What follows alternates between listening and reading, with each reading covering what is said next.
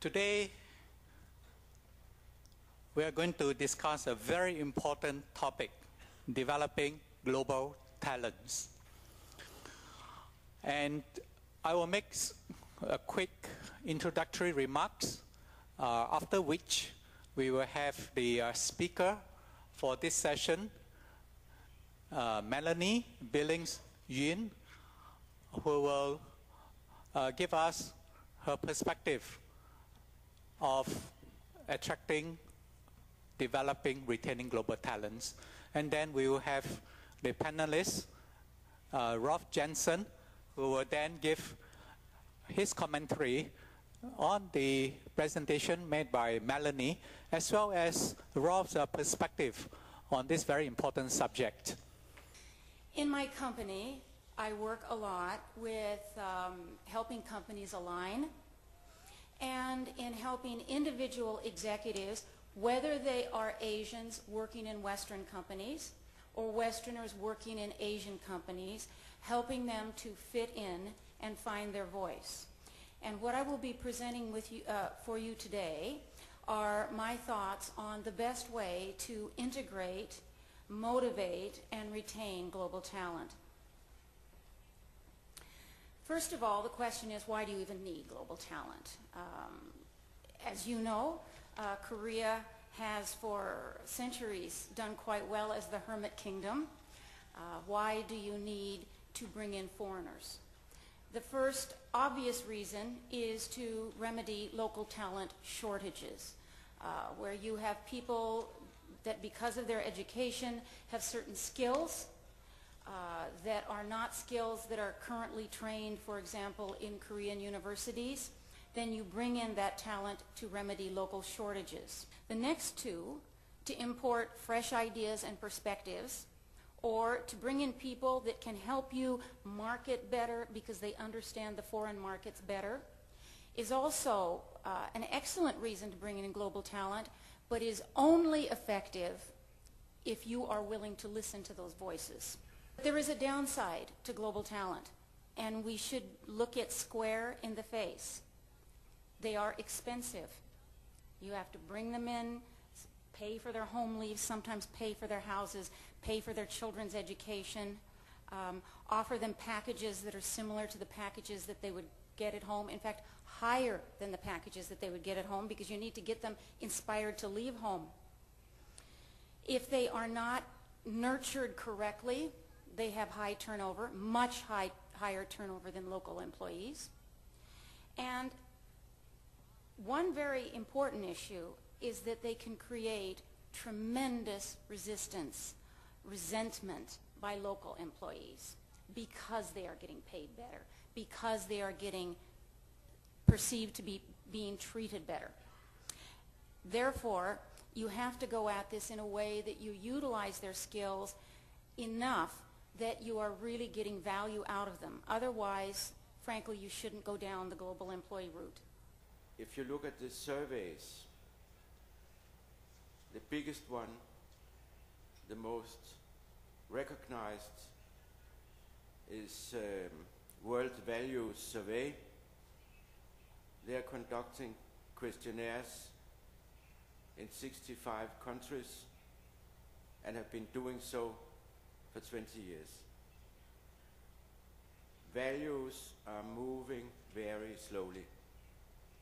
So we have a mismatch here. On the one hand, globalizing economy, unglobalized values. And there's nothing we can do as such, because if you have grown up in one culture, you have these values, and it's very hard to change.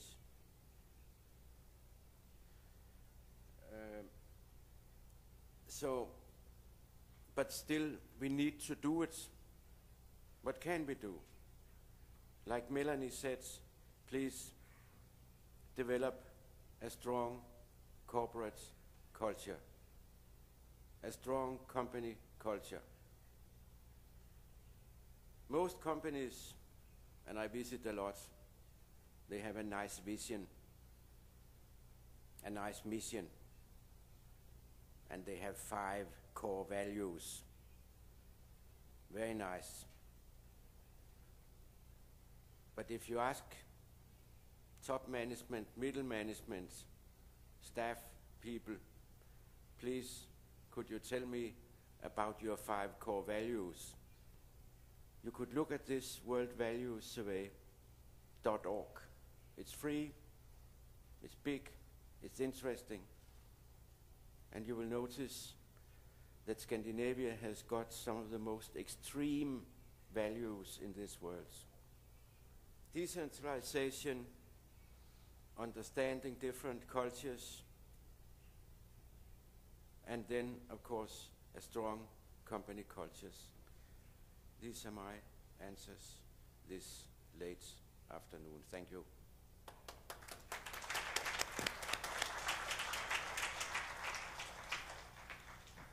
Thank you for the lecture, and you gave us some tips to how to be global talents and what companies do for global talents. But before that, I think that students should know them, should recognize themselves as a global talents, and that is very important, I think. Unfortunately, many Korean students and just Korean people have a misconception that being global talents means having fluent English speaking skill, so that they can't show off themselves on the global stage, though they have a potential to do something extraordinary. So I want to hear what you want to say to those students. Okay. I'm a very practical person, so I'm going to be really practical with you. No, becoming talented, becoming global talent does not mean learning English. But we have to be factual here. Only Koreans speak Korean. If you want to be global, you do have to speak another language, because even as talented as you are, if no one can understand what you're saying, you've got a problem. Now, if you want to be Korean talent, languages are not important. But if you want to move beyond Korea, you have to learn another language. Right now, English is the dominant business language. But if you wanted to move to Denmark, learning Danish would do it for you, or French or whatever. But unfortunately, it's not enough to have good ideas in your head. You have to be able to communicate them. So that's number one.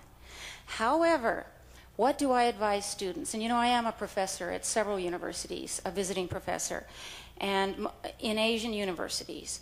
And what I say to them goes against what your teachers are telling you, so please don't go back and say that I told you this. But don't just go after the grade. In the end, you're going to be rejected by good graduate schools if all you have are grades, because they're not interested in people whose only skill is to regurgitate information. That is not talent.